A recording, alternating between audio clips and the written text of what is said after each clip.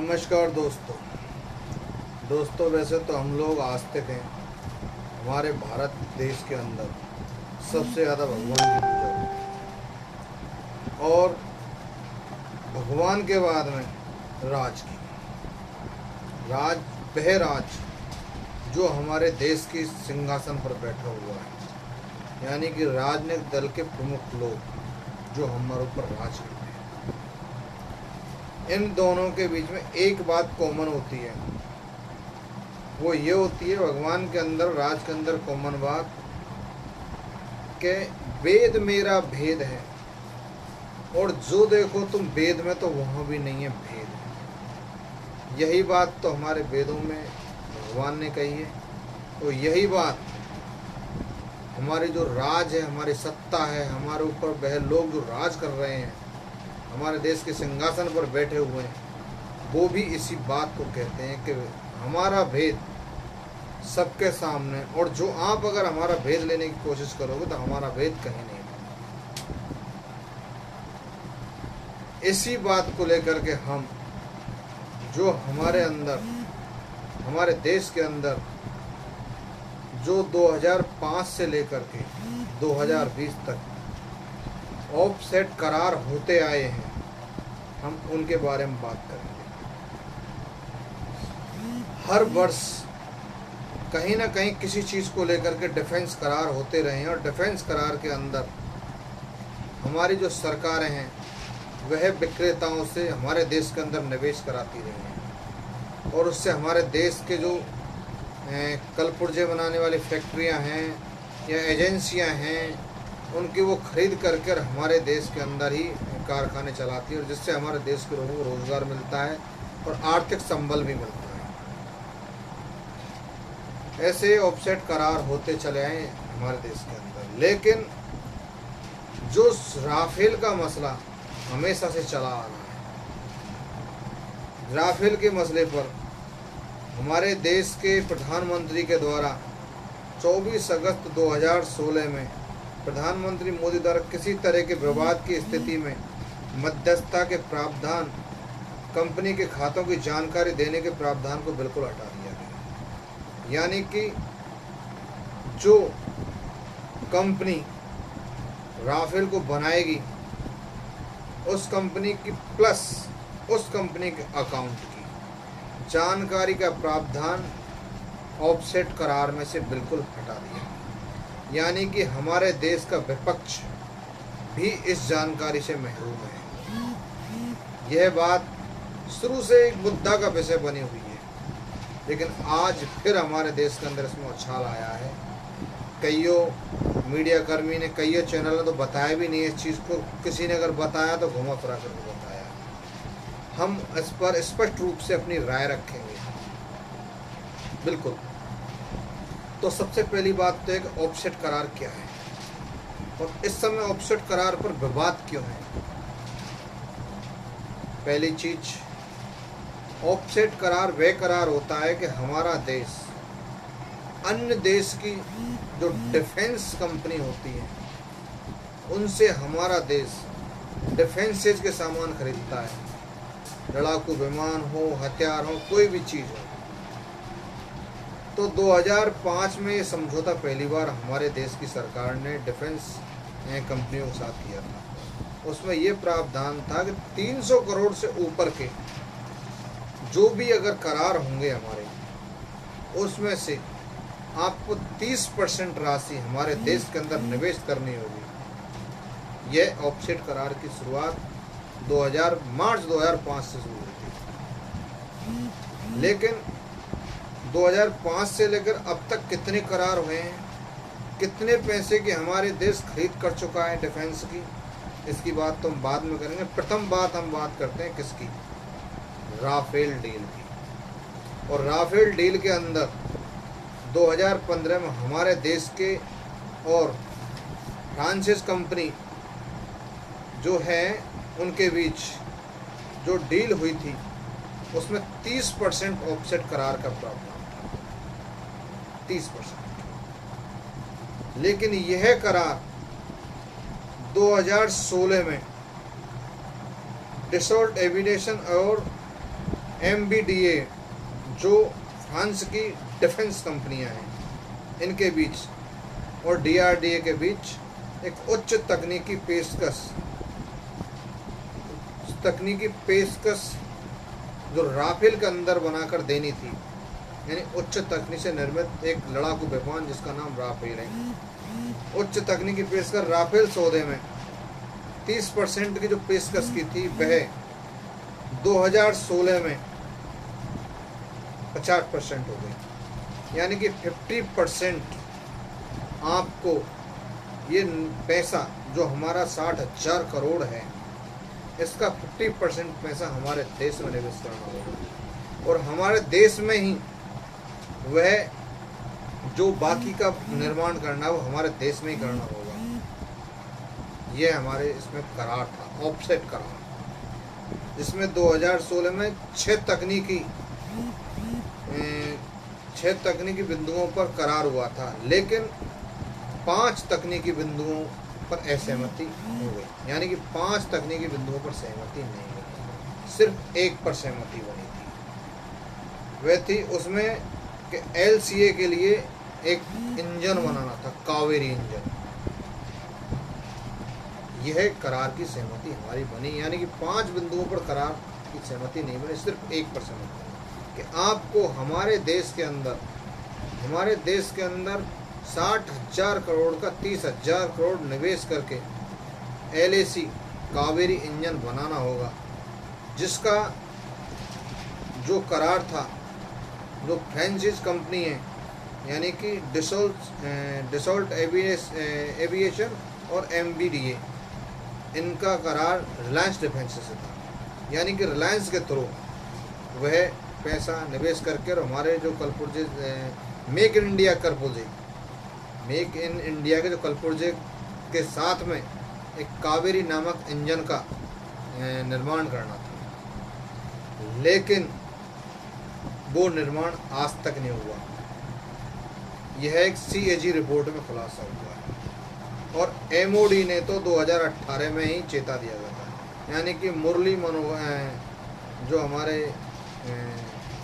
मनोहर Parrikar defence जो है गैर सरकारी संगठन जो भारत की सरकार द्वारा पूर्णतः वित्त पोषी है, उसने पहले ही आगाह कर दिया था कि जो प्रथम किस्त थी निवेश की, वो निवेश हुई ही नहीं, और निवेश की जो शर्तें थी वो शर्तें ये थी, वो हम शर्तें आपको बताते हैं, यानी कि पहले 3 वर्ष बिल्कुल छूट, आपको कोई निवेश नहीं।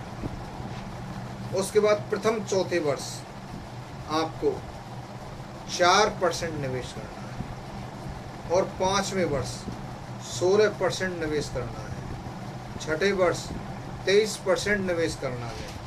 और ये तो डसॉल्ट एविएशन की बात थी, लेकिन MBDA ने तो 9% प्लस 30% निवेश की बात कही थी।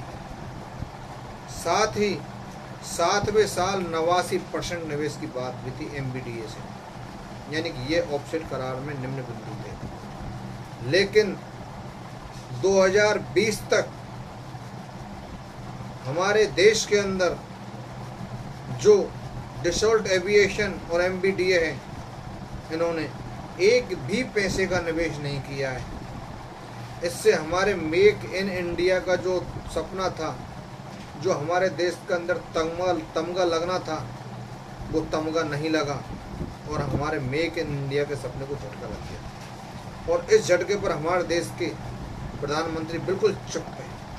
क्यों भाई? जब बिल्कुल करार है, आपने 2016 में खातों की जानकारी एवं करार के प्रावधानों को बिल्कुल करार से हटा दिया, लेकिन आज कम से कम ये तो आपको बोलना चाहिए कि भाई जो हमारी शर्तें हैं, शर्तों के अनुसार हमारे देश के अंदर जो आपने करार किया रिलायंस डिफेंस से, उसको पूरा करिए। और हमारे देश में जो कावेरी नामक LAC का इंजन बनना है वो तो बनवाइए। लेकिन प्रधानमंत्री जी बिल्कुल चुप हैं हमारे देश में। अब ये तो हो गई राफेल से संबंधित जो 50% निवेश करना था जो नहीं किया। अब इसकी जानकारी तो हम किसी को दे ही नहीं सकते। ना ही हमारे देश के प्रधानमंत्री ने करार से इस चीज़ को हटा दिया है कि 24 अगस्त 2016 में पीएम मोदी द्वारा किसी तरह के विवाद की स्थिति में मध्यस्थता के प्रावधान और कंपनी के खातों की निगरानी देने से जानकारी देने से प्रावधान को बिल्कुल हटा दिया गया था। यानी कि अब मध्यस्थता भी नहीं हो सकती इस चीज़ की। अब ये तो हमारे देश के पीएम जाने और फ्रांस की डसॉल्ट एविएशन एवं एमबीडीए जाने। लेकिन हम अब ऑफसेट करार की बात करेंगे कि ऑफसेट करार 2005 में जो शुरू हुआ था 300 करोड़ से लेकर के, लेकिन आज 2018, 19, 20 हो गई। इसके बारे में हम थोड़ी सी चर्चा करना चाहेंगे। तो सबसे पहली बात जो है कि हमारे देश के अंदर जो 300 करोड़ से लेकर के 300 करोड़ से ऊपर के जो निवेश, रक्षा निवेश मतलब रक्षा सौदे होंगे, उन रक्षा सौदों पर 30% जो निवेश उन कंपनियों को, डिफेंस कंपनियां जो हैं भारत के अंदर निवेश करना होगा। और मार्च 2005 में 2008 तक, मतलब मार्च 2005 से लेकर के 2018 तक विदेशी विक्रेताओं के साथ कुल 46 अनुबंध हुए। यानी कि मार्च 2005 से लेकर के दिसंबर 2018 तक 46 अनुबंध, और जिनकी कीमत है 27,66,427 रुपये। जो 46 अनुबंध हुए उनकी कीमत 27,66,427 रुपये, और जिनमें दिसंबर 2018 तक 22,19,233 रुपये के ऑफसेट करार को छूट दे दी जानी चाहिए थी विक्रेताओं द्वारा, लेकिन वो भी अभी पूरा नहीं। यानी कि दिसंबर 2018 तक 22,19,233 करोड़ का जो रक्षा सौदा था, उसका जो 30% निवेश यानी कि दिसंबर 2018 तक पूरा हो जाना चाहिए था, लेकिन वो आज तक पूरा नहीं हुआ। हालांकि ऑफसेट करार ने दावा किया है कि उनके द्वारा केवल 6,11,346 करोड़ रुपए की छूट दी गई है, जो करार का 54% थी। मतलब उनके द्वारा जो छूट दी गई वह 6,11,396 रुपये, और यह जो छूट दी गई उस करार का 59% है। विक्रेताओं द्वारा प्रस्तुत किए गए ऑफसेट के दावों में केवल 48% या 5,457 करोड़ वित्त मंत्रालय द्वारा स्वीकार किए गए हैं। ये इसकी स्थिति है। साथ ही मोटे तौर पर यह खारिज कर दिए गए हैं क्योंकि करार की शर्तों रक्षा खरीद प्रक्रिया में अनुरूप नहीं थे। 2024 तक, मतलब अब जो वर्तमान में 20, 21, 22, 23, 24 यानी 5 वर्ष, 5 वर्षों के अंदर ऑफसेट करार के तहत रक्षा में डिफेंस खरीद अनुबंधों में तहत हमारे देश के अंदर प्रति वर्ष 1300 करोड़ निवेश करना इन डिफेंस जो एजेंसियां हैं या कंपनियां हैं इनको अनिवार्य है। और ये 5 वर्ष में जो निवेश करेंगे ये टोटल राशि 55,000 करोड़ रुपए है। हालांकि में इसको पूरा करना इन डिफेंस कंपनियों के लिए चुनौतीपूर्ण कार्य है, लेकिन करना पड़ेगा। इन मामलों पर हमारे देश की सरकार और देश के प्रधानमंत्री बिल्कुल चुप है।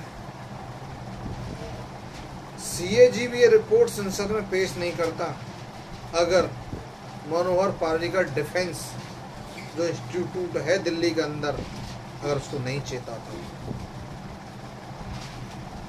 और मनोहर पर्रिकर डिफेंस इंस्टीट्यूट वही इंस्टीट्यूट है जिनका 15% बजट रक्षा मंत्रालय ने अभी काटा है। उन कर्मचारियों का जो संविदा पर लगे हुए हैं, ये उसी डिफेंस इंस्टीट्यूट की मेहरबानी है जो ये ऑफसेट करार का खुलासा सीएजी ने किया है संसद के अंदर, और संसद के अंदर करने के बाद में हमारे देश के लोगों को उसकी जानकारी मिली है। तो हम तो हमारे देश के प्रधानमंत्री से यही निवेदन करना चाहेंगे कि अगर ये पैसा हमारे देश के अंदर निवेश हो सकता है मेक इन इंडिया का तमगा हमारी छाती पर हम लगा सकें, वरना मुझे तो नहीं लगता। क्योंकि पुनर्निर्माण विकास बैंक, विश्व बैंक ने भी कह दिया है कि सार्वभौमिक सत्ता के साथ हम देश के भारत के लिए पैसा दे सकते हैं, बाकी मेक इन इंडिया के लिए हमारे कोई जगह नहीं है। और शायद मुझे लग भी नहीं रहा कि यहाँ से भी कोई उम्मीद हो, बाकी सब आप